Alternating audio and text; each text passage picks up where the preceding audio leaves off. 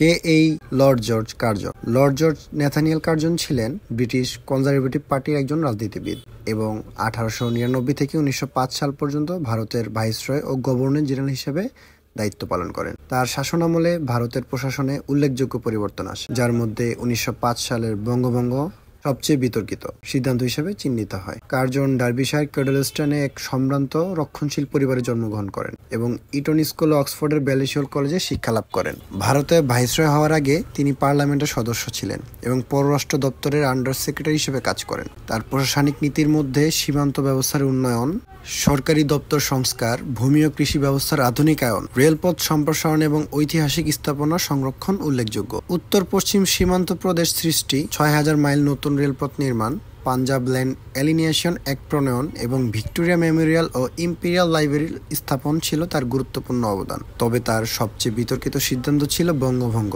যা বাংলাকে পশ্চিমবঙ্গ এবং পূর্ববঙ্গ ও আসাম নামে দুটি পৃথক প্রদেশে বিভক্ত করে। জাতীয়তাবাদীরা এটিকে ভাগ করো ও শাসন করো নীতির অংশ হিসেবে দেখেন এবং এর বিরুদ্ধে তীব্র স্বদেশী আন্দোলন গড়ে ওঠে। বঙ্গভঙ্গের বিরুদ্ধে আন্দোলন ও ভারতীয় সেনাপ্রধান কিচেনারের সঙ্গে মতবিরোধের কারণে কার্জন 1905 সালে পদত্যাগ করেন। ভারত শাসনের গৌরবময় দিক থাকলেও শিক্ষানীতি ও বঙ্গভঙ্গের মতো সিদ্ধান্ত তাকে বিতর্কিত করে তোলে। দক্ষ প্রশাসক হিসেবে তার অবদান গুরুত্বপূর্ণ হলেও তার নীতিগুলো ভারতীয় জাতীয়তাবাদী আন্দোলনের উত্থানে বড় ভূমিকা রাখে। কেন লর্ড কার্জন হল নির্মাণের সিদ্ধান্ত নেন? লর্ড কার্জন 1904 সালে কার্জন হল নির্মাণের সিদ্ধান্ত নেন, যা তখনকার ঢাকার টাউন হল নামে পরিচিত। তবে 1905 সালের বঙ্গভঙ্গের পর এটি একাডেমিক প্রতিষ্ঠান হিসেবে ব্যবহৃত হতে থাকে এবং পরবর্তীতে 1921 সালে ঢাকা বিশ্ববিদ্যালয়ের অংশ হয়ে যায়। এই হল নির্মাণের প্রধান কারণগুলোর মধ্যে অন্যতম ছিল ঢাকায় লর্ড কার্জনের সফরকে স্মরণীয় করে রাখা, প্রশাসনিক ও শিক্ষার উন্নয়ন, ব্রিটিশ সাম্রাজ্যের স্থাপত্য শৈলীর প্রতীক হিসাবে একটি ভবন তৈরি এবং